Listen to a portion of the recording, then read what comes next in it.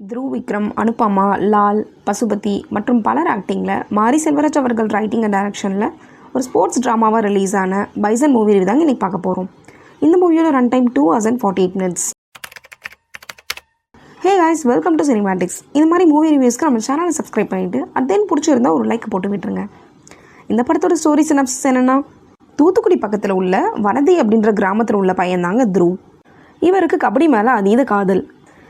ஒரு பெரிய கபடி பிளேயர் ஆகணுன்றது தான் வாழ்க்கை லட்சியமாகவே வச்சுருக்காரு.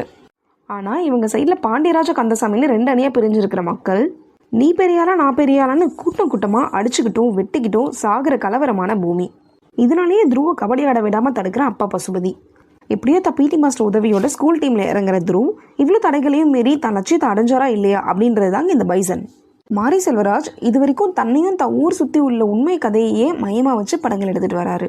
அந்த வகையில் இந்த படமும் 90s பீரியடில் இந்தியாவுக்காக கோல்டு மெடல் வின் பண்ண வனதி கணேசன் பயணத்தை கற்பனையோடு கலந்து படமாக எடுத்திருக்காரு. இவரோட அந்த காலகட்டத்தில் பாண்டியராஜ கந்தசாமின்னு காட்டப்படுற பெரும் புள்ளிகளுக்கிடையே சவுத் சைடில் என்ன மாதிரியெல்லாம் சமூக பிரச்சனையெல்லாம் வந்திருக்குன்னு ரொம்ப ரியலிஸ்டிக்காகவே காமிச்சிருக்காரு. இதில் கேஸ்ட் எக்ஸ்போஸ் பண்ணாமல் 2 பேர் சைட்லேருந்து அவங்க பாயிண்ட் ஆஃப் வியூவை எக்ஸ்போஸ் பண்ணது ஒரு தராசு மாதிரி பேலன்ஸ்டாக கொண்டு போன விதம் நல்லா இருந்துச்சு. த்ருவோட ஸ்ட்ரகிள்ஸ், அவருக்கு ஊரை சுற்றி நடக்கிறது புரியாததுன்னு அந்த சீக்வன்ஸ் எல்லாம் செமையாகவே எடுத்திருக்காங்க. அண்ட் ஒரு 4-5 கபடி மேட்சஸ் காமிச்சிருப்பாங்க. ரொம்ப சினிமாட்டிக்காக இல்லாமல் ரியலிஸ்டிக்காக ஒரு புழுதி காட்டில் விளையாண்டா எப்படி இருக்குமோ அதே சமயம் கிரிப்பிங்காகவும் எல்லா மேட்சஸும் இருந்துச்சு. அதுவும் கிளைமேக்ஸில் வர மேட்ச்லாம் லைட்டாக லேக் அடித்தாலும் டுவர்ட்ஸ் எண்டில் செம்ம கிரிப்பிங்காகவே இருந்தது. அண்ட் டைலாக்ஸ் எல்லாமே அழுத்தமாக இன்னமும் சொசைட்டியில் நடக்கிற பிரச்சனையை அண்டர்லைன் பண்ணி கேட்குற மாதிரி அவ்வளோ ஆப்டாக இருந்தது. ஸ்டோரி லெவல்லையும் டைலாக்ஸ் லெவல்லையும் ஒன்ஸ் அகெயின் மாரி செல்வராஜோட சாலிட் ரைட்டிங்கை பார்க்க முடியுது. பேப்பரில் உள்ளதை சீன்ஸாக உண்மைக்கு நெருக்கமாகவும் ரொம்ப ரியலிஸ்டிக்காகவுமே கன்வெர்ட் பண்ணியிருக்காரு. அப்பா பையனுக்குமான சீன்ஸ் எல்லாம் ரொம்பவே எமோஷனலாக இருந்ததுங்க. இந்த படத்தில் உள்ள பிரச்சனைன்னு பார்த்தீங்கன்னா, ஃபர்ஸ்ட் இதோட ஸ்க்ரீன் பிளே தாங்க. ஓப்பனிங்கே இந்தியன் டீமில் விளையாடுற ஹீரோவை காமிச்சிட்டு ஃப்ளாஷ்பேக் அவர் கதையை சொன்னதால் நடுவில் அடுத்தடுத்த லெவலுக்கு போவாரா மாட்டாரா அப்படின்ற மாதிரி இடங்கள்லாம் சுவாரஸ்யமாகவே இல்லைங்க. ஸோ அதை ஸ்க்ரீன் பிளேவாக லீனியராக கொண்டு போயிருந்தாலே இன்னும் கொஞ்சம் இன்ட்ரெஸ்டிங்காக இருந்திருக்கும். அப்புறம் அவரோட குறியீடு, பிளாக் அண்ட் ஒயிட் ஷார்ட்ஸ்லாம் பார்த்து பழகினதால முந்தைய படத்தில் இருந்த தாக்கம் இதில் கொஞ்சம் கம்மியாகவே இருந்தது. லவ் போர்ஷன்ஸ் எல்லாம் தனியாகவும் கதை ஓட்டத்தை நிறுத்துகிற மாதிரியும் தான் இருந்துச்சே தவிர கதையோட மர்ஜ் ஆகிற மாதிரி ஒரு ஆர்கானிக் ஃபீல் கொடுக்கவே இல்லைங்க. மூவி டியூரேஷன் ஒரு பெரிய மைனஸ் தாங்க படத்துக்கு.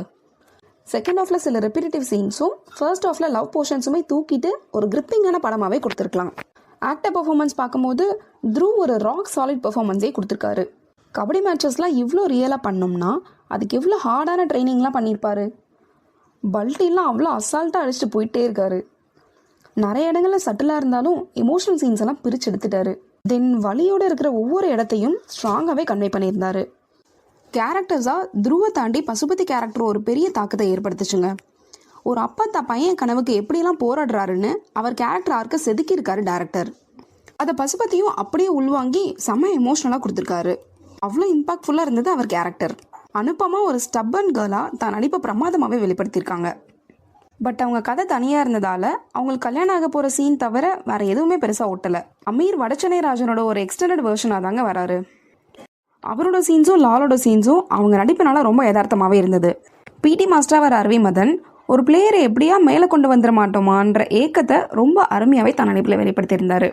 இவங்கெல்லாம் தாண்டி ஊர் மக்கள் அதர் கபடி பிளேயர்ஸ்னு எல்லாருமே யதார்த்தமாக தாங்க தான் நடிப்பை வெளிப்படுத்தியிருந்தாங்க. நிவாஸ் கே பிரசன்னா பாடல்கள் எல்லாமே நல்லா வந்திருக்கு. ரெக்கா சாங்லாம் ஒரு எமோஷனல் ஃபீலையும் கொடுத்துச்சு. பேக்ரவுண்ட் சவுண்ட் ட்ராக்ஸ்லாம் எமோஷ்னலாகவும் நிறைய இடங்களில் இன்டென்ஸ் ஃபீலையும் நமக்குள்ளே கடத்துச்சு. டிஓபி இளரசு அந்த ஊரை காட்டுற ஏரியல் ஷார்ட்ஸ், கபடி மேட்ச்னு நம்மளை அந்த ஊருக்குள்ளேயே கொண்டு போயிட்டாருங்க. அவ்வளோ நேச்சுரலாக இருந்தது அவரோட ஒர்க். சக்தி திருவோட எடிட்ஸில் த்ருவோட ஃப்ளாஷ்பேக் ட்ரான்சாக்ஷன்ஸ்லாம் நல்லாவே கொடுத்துருந்தாரு. ஆல்ரெடி சொன்ன மாதிரி மூவி டியூரேஷனை குறைச்சி ஸ்க்ரீன் பிளேவை இன்னும் கொஞ்சம் சுவாரஸ்யமாக காமிச்சிருக்கலாம்.